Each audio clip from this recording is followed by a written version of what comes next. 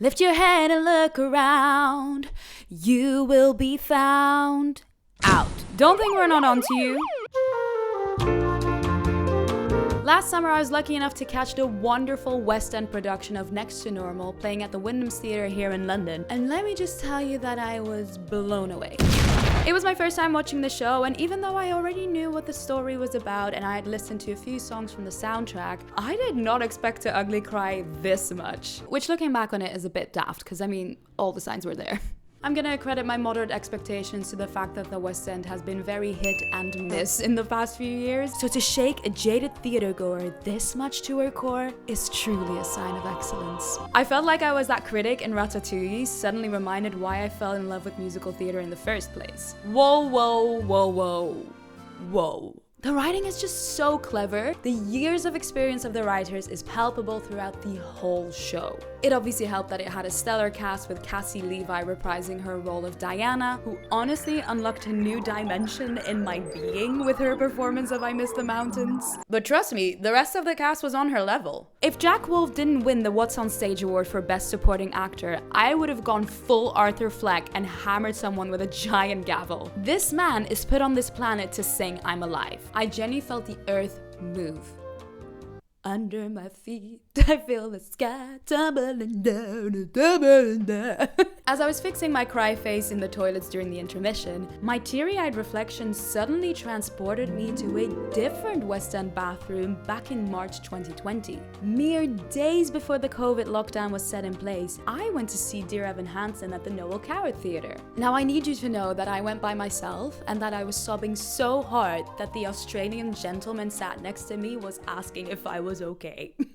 Ooh, talk about embarrassing. Bless him, he's so kind. Even though I knew the soundtrack off by heart before going, experiencing it all live for the first time really brought up every ounce of loneliness that I've ever felt. Ooh, that's some powerful shit. Dear Evan Hansen was an interesting one for me because even though I knew the soundtrack so well, I had never put two and two together that his broken arm was a result of him trying to unalive himself. You can imagine what I was like after that reveal. No, Evan. No, that's not... No. Evan, no! Honestly, no regrets. Probably can't say the same for the Australian gent next to me. Anyway, very long-winded way to get to the point of the video. My cry face deja vu prompted me to have a vision a la That's So Raven, where suddenly my mind was flooded with all these identical elements between Next to Normal and Dear Evan Hansen. Was Dear Evan Hansen a ripoff? No, it can't be. Pasek and Paul's 2016 masterpiece that won 6 Tony Awards did all of that on its own merit, not by shamelessly remixing the components of a 2008 musical that might have slipped from the collective consciousness 8 years down the line. Right? Or, and this is definitely the most likely answer, Dear Evan Hansen is an alternate reality of Next to Normal. Don't believe me? Come with me. I mean metaphorically. In order for me to open your eyes to this conspiracy theory, we first need to have a look at the key players. The family. The Goodmans / the Murphys. How did these family units come about? In Next to Normal, Diana and Dan talk about meeting each other in undergrad school and getting married soon after due to an unforeseen pregnancy. According to the official behind-the-scenes book Dear Evan Hansen Through a Window, Cynthia and Larry met in college and married soon after. Now, I'm not an American, so I don't really know what undergrad school means, but a place where you can get your undergraduate degree does kind of sound like a college. Of course, we're instantly faced with the biggest difference between the two stories, the baby. But I'm not about to spill my juiciest theory straight away, okay? There's so much more we need to discuss first. So you'll just have to be patient, my friend. Or you can try pressing the subscribe button, see if that makes me talk about it sooner. I feel like I'm Dora the Explorer. Can you find the subscribe button? So the relationship timeline matches to a T. But what about the individuals of our family tree? Bars. Larry might classify a bit more as a typical boomer dad in the sense that he clearly tries to suppress his feelings until he breaks, like in that beautiful moment in You Will Be Found where he finally allows his grief in. But I would say Dan isn't that far off. Sure, he can have open, supportive chats, but he definitely still has an element of being overly positive the whole time in an attempt not to feel his deep-rooted worries. Both of the dads also feel extremely frustrated with the lack of results from all the approaches that their loved one tries out. With our dads processing their grief in a more private way, our moms do the absolute opposite. They're both very openly overwhelmed by this immense loss. But their grieving style is not the only thing that they have in common. Seeing Diana as the main character of Next to Normal, she gets a lot of songs and we get to know her pretty well. Cynthia, on the other hand, has way less stage time, but even so has glimmers of a similar energy shine through. Daughter Zoe, when talking about her, says, "That's sort of what she does. She gets into different things. For a while it was Pilates, then it was a secret, then Buddhism, now it's free-range omnivore's dilemma."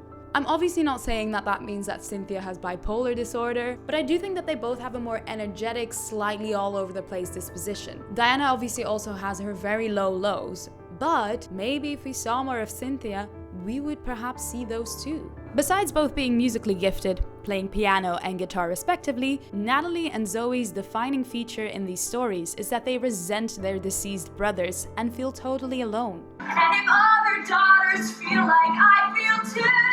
Yes, she does. Although I am trying to conclude that she is you, so never mind. What helps both of them navigate a way through this unresolved anger is finding a boyfriend, whom they both at first push away, but then let in. Playing the old hard to get card, eh? We've all been teenagers. On that note, we're going to briefly step away from the family unit. Don't worry, the baby theory is coming. Have you subscribed yet? That's what I thought. Note how that response works whether or not you've already subscribed. Genius. Anyway, we're going down the boyfriend avenue and we're gonna talk about Henry/Evan next. So both of these boys openly admit to having a big crush on the girls for a long time already. Naturally, they both make the first move and try to kiss their crush, but both of them get turned down. Burn! But all good, they win the girls over eventually. A big difference between these boys is that Henry is a certified stoner, whereas Evan clearly is quite a novice given the lyrics of Sincerely Me. If I stop smoking drugs. But my counter argument for that would be is that Evan is still taking medication for his social anxiety, which would still classify as drugs. Isn't this the type of mutation of a story element that is very common in alternate realities? The answer is yes. Need even more proof? Look at what Henry is wearing in this scene. A blue stripy shirt? Wow, what a coincidence. Or a glitch in the Matrix. Another plot point that takes on a new form in the alternate reality is the dinner scene. The first time Henry meets Natalie's parents for dinner, Diana brings out a cake for Gabe's birthday. This is where the audience first learns that Gabe is not really there, that we've been witnessing Diana's imagination this whole time. In the Dear Evan Hansen universe, we still get a very emotional reveal when the boyfriend visits the family, but this time it's that Evan wasn't actually friends with Connor and made the whole thing up. Talk about spoiling dinner. Both of our families are marked by the loss of the son, and this grief is represented in a pretty identical way. There's no way around that. Connor in Evan Hansen was 17, and despite Gabe passing away at only 18 months old, Diana sees him as if he's about to turn 18. So he's 17. Which makes that both stories have a moody teenage boy ghost-like character, who obviously is only seen by our protagonists who suffer from a mental disorder. And I think we can even go as far as to say that both our teenage ghosts influence our protagonists in a bad way. Instead of letting everyone forget about Connor, which clearly would be the easiest way out of this mess for Evan, Ghost Connor convinces Evan to keep going and start the Connor Project. Ghost Gabe, on the other hand, instructs Diana to flush her medication down the sink and later on to even take her own life. But these ghosts are merely a projection of our protagonists' their mental state. What really matters here is whether or not Gabe and Connor were once the same person. And my answer to that is yes. Obviously, otherwise I wouldn't make a whole video about it. Alright, let's get into it. The baby theory. So a lovely couple meets in grad school/college and gets married soon after due to an unforeseen pregnancy. They give birth to a beautiful baby boy, and this is where the storyline splits. This is the sliding doors moment. Instead of the baby passing away at 18 months because of a disease that all of the doctors overlooked, the baby got the right help in time. Perhaps from a dedicated nurse who's trying to prove her value as a team member. Did anyone say guardian angel intervention? But being this ill so early on in his life left a mark on Connor's brain chemistry, which made him particularly sensitive to depression, especially if he already inherited not the most stable brain environment from his mother. This could totally check out. All of Diana's and Dan's qualities could still be present in Cynthia and Larry, but we're just not as privy to them because this time the story is being told through an outsider's eyes. Evan. For all we know, Cynthia and Larry also split up. Or maybe they do survive this loss because their relationship hasn't been pushed to the extremes for the last 17 years. In the final scene, Zoe does say that this experience has brought her family closer together. And who knows, maybe that final scene is the first step of Zoe and Evan rekindling their romance, and they end up together as well, like Natalie and Henry. Another theory could be that Larry married someone else first. Someone called Diana.